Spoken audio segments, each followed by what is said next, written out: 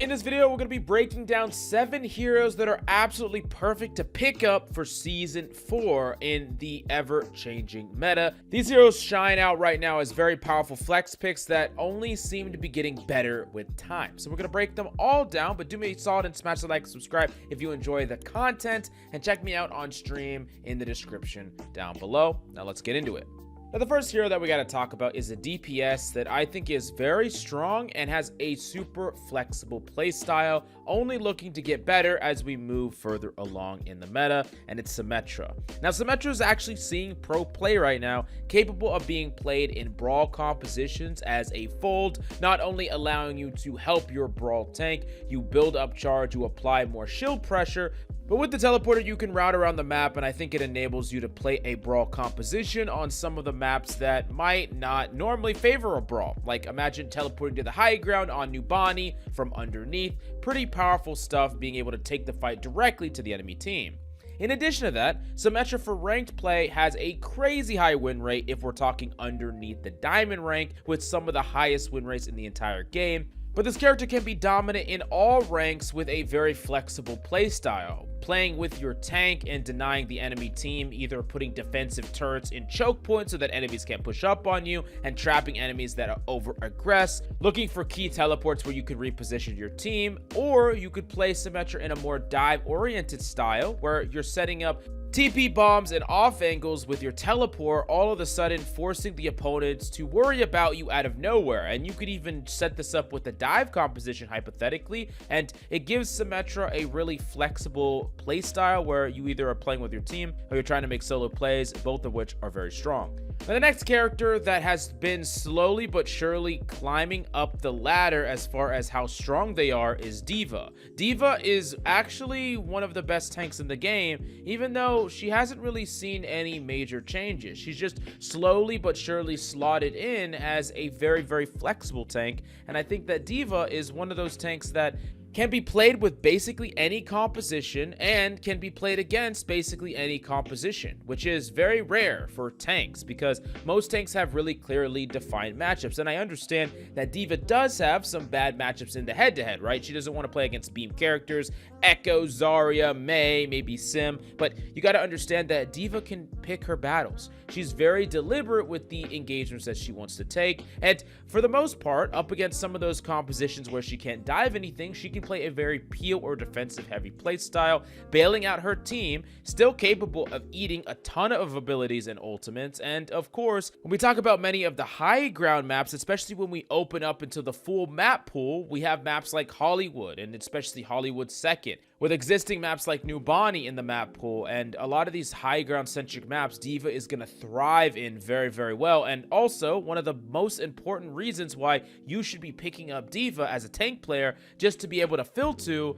is that she's one of the few tanks, if not the only tank, that can actually challenge a Pharah Mercy, which from a tank point of view, that's really frustrating to deal with a Pharah Mercy in a game because you just feel like you can't do anything about it directly, but Diva can, denying the spam, allowing your teams to stay alive by not allowing multiple spam rockets coming through, and of course harassing both Pharah and Mercy themselves. Mercy for denying her own passive healing just by doing a little bit of damage to her with your primary fire. Now, the next character that we got to talk about is Zenyatta, and I've been talking about this character over and over again, specifically for how strong he is, and personally I've been having a ton of success with this character. And with Blizzard not really putting Zenyatta on their radar yet, I think that Zenyatta is going to make it a couple of seasons before we see any major changes. But in the 5v5 format, Zenyatta is insane. Having a Discord on the other tank in any attrition or trade of resources, you give your tank such a huge advantage, and you generate pickoffs on tanks that are not respecting you. And you don't have to do anything that great. All you have to do is stay back, live, and perma-discord the enemy tank. Now, this isn't going to always be enough to win. A lot of the times as Zenyatta, you're still going to have to look for long-distance volleys, and sometimes you're going to have to move your Discord around to targets that deserve focusing or if your team isn't heavily focusing the tank or it wasn't a attrition matchup. So let's say if you have like a Doomfist hypothetically into a Rhine and no one else is focusing on that Rhine, it doesn't necessarily make sense for you to perma-discord that Rhine if it's not going to generate any sort of value. But all in all, Zenyatta is powerful, great in poke compositions, allows you to win any stalemate, gives your tank a leg up in every head-to-head matchup, and we all know that tank diffs mean won games, and you can generate that with Zen. Plus, we can't sleep on the fact that he can CC the hell out of people, and it's actually surprisingly very powerful. Don't sleep on Zenyatta, and if you're looking for a support to add to your support pool going into Season 4 that's looking even better as we move forward, definitely pick up this character. Now, the next character that we got to talk about is a character that has received a shit ton of buffs, but is still so goddamn strong, and at this point, probably won't receive any other changes for the foreseeable future, and it's Sojourn. Sojourn has been nerfed enough to where this character is a lot weaker than they were before, but still one of the best DPS in the entire game, and there's a lot of things that Sojourn still has going for her that makes her a prime character for you to pick up. First off is she has great mobility. It's on a low cooldown. It allows her to take the high ground or run away. This means that she can take an aggressive off angle and get out. This means that she can take and yeet up onto the high ground. So even on high ground centric maps, even maps like Nubani, as long as you set yourself up on a smaller high ground first and then do the jump slide jump tech, you can take the high ground as well. So she can play better on vertical maps, and she can play on aggressive off angles on some of the long distance maps, meaning that she can work with the dive and with the fact that she gets a ton of railguns off if she's just proking with her team. She can work with the brawl, she can work with the poke, and that means that she can play on every composition. It doesn't matter what your team is playing, and it doesn't really matter what you're playing against. Sojourn can dive in, Sojourn can go aggressive, Sojourn can poke from the neutral game with the brawl. So no matter what, Sojourn is good. Sojourn is strong. And I think that a lot of her 1v1 matchups are matchups that you can win by combining good movement, crouch spam left and right, charging that rail, and hitting rail gun shots consistently. You can kill tracers. You can win a 1v1 with any of the other DPS. And I think this character is really, really strong. And right now, it's much safer to pick them up because unlike before, the character was on the chopping block for getting nerfed, and we never knew just how much that was gonna be. But even with all these nerfs, this character is still like a top 3, top 4 DPS. Definitely a hero that I would highly suggest you picking up going into Season 4 and seeing quite a bit of pro play as well, so don't sleep on this hero. Now, the next character that we got to talk about is one that is super strong. If you're a tank player and you're looking to add another tank to your hero pool, you've got to learn Sigma. Now, Sigma is not going to be played on every single map, but on the maps that he's good in, he's played almost 100% of the time, or at least he should be.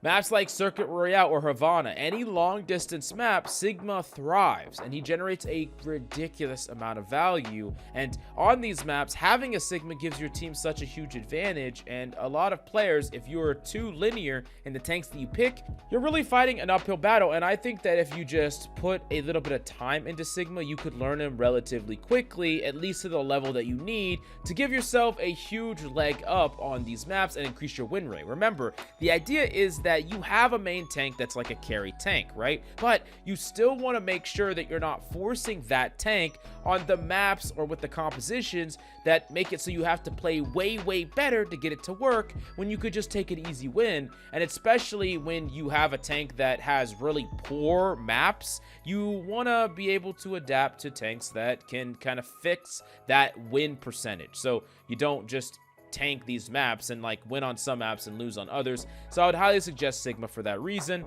Definitely a character that is looking even better going into Season 4, and because he only has certain maps that he's good in, he's pretty immune to getting nerfed too heavily. Now, the next character that we got to talk about is actually Baptiste, a character that has received the gigantic buff of having immortality field 25% as opposed to 10%, which has actually been enabling one of the strongest strategies right now, which is Brawl. Brawl centering around a Mei, around a Rhine, around a Lucio. Baptiste enables that, and Baptiste and Rhine in particular just work so well together. Being able to amp and fire strike, get 2 fire strikes off that can one-shot squishies, super powerful, and definitely something that I suggest calming. Baptiste can actually play on high ground maps because of its exo boots, and really Honestly, as far as APM is concerned, actions per minute, Baptiste has the means to burst heal people up, bail people out, or make impactful plays with his lamp, and get damage out and get impactful kills, focusing the fire of his team to specific targets and actually generating pick value himself. I think this character is super strong, but not the easiest to learn right off the bat, but now is the best time, if any, to pick up and start to learn this character, not just because he lines up perfectly in the meta, but I think he's actually a great pick to whip out just as a flex pick when brawl compositions are played, or when you have a Rhine, which Rhine is one of the most common tanks that you'll see in ranked right now. Baptiste is fantastic, so yeah, I would highly suggest picking up this character, learning him, and you're gonna win a lot of free games where you don't even have to go that hard. Now, the last hero that I really would suggest you picking up for Season 4 and just for the foreseeable future is Mei.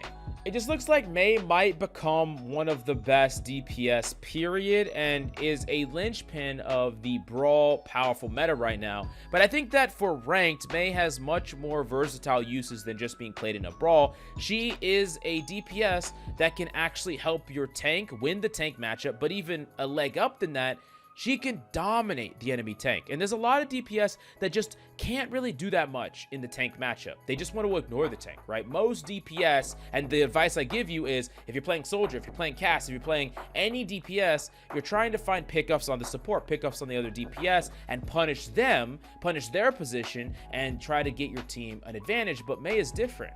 While Mei can definitely punish squishy positions and get an advantage that way, Mei can punish tanks too, and do it very easily. A tank is at a position, and they're gonna pay for it with Mei, which makes Mei a phenomenal character at forcing your opponent to play straight up and play fair. And if an enemy tank is running rampant, whether it's a Ball, a Zarya, a Ramatra, hell, a Rhine, it doesn't really matter what the tank is as long as it's not a poke tank. All of a sudden, Mei becomes a character that can swap a game from getting stomped to all of a sudden stomping them. And I think it's one of the greatest DPS to flip to when you feel like your tank is struggling or the enemy tank is doing way too much. So I'd highly suggest learning this hero, and it's also going to teach you a lot of fundamentals, making it a really great character that is going to develop your game sense side of your play. And it's a great character for supports and tank players if you're going to the DPS role to play as well and get a ton of value. You know when the enemy tank is out of position, and you know the strategic side, so you could turn that into free kills on this character. But these are the 7 heroes I would highly suggest you start grinding now to better set yourself up for next season. But let me know if there's any other heroes that you think people should learn in the comments down below. Thank you so much for coming by. Smash the like, subscribe, and I'll see you next time.